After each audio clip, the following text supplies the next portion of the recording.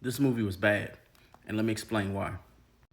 For a movie that was essentially a reboot and a castaway of the previous movie that happened in the 90s, Twisters is not a good film. It came out at the wrong time, which is already crazy.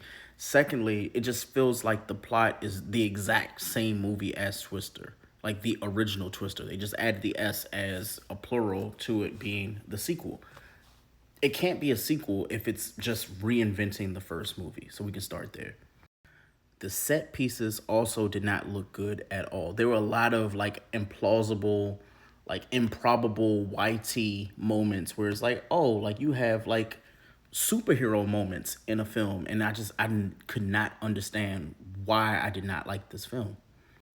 And this is coming from somebody who actually did not like Furiosa, but this was worse. I also didn't like A Quiet Place, but we ain't gonna talk about that one. We're just gonna act like that never happened. If we're giving a full rating for me, like 1 to 10, this is like a 4.4. And the reason why I say it's a 4.4 is this is a Netflix movie that they actually put out in theaters. Most of the good movies that have come out recently, they're like, you know what, we're putting it in theaters, have been something that I think maybe because we were in the house for a few years that we felt like, okay, like they should just stream those. And I'm kind of conditioned to that. But Twisters is absolutely a film that Netflix would have produced and put out. And you probably wouldn't have watched it because it's the tagline doesn't make sense. The catchphrase does not make sense. The trailer made it look good, but the film itself is roughly close to 2 hours of why.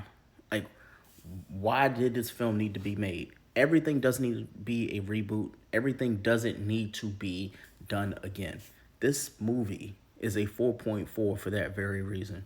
Now, am I telling you to not watch it? No. If you're just having a mindless moment and you're like, you know what, there's nothing else on TV like I did today, yeah, Twisters may be the one for you.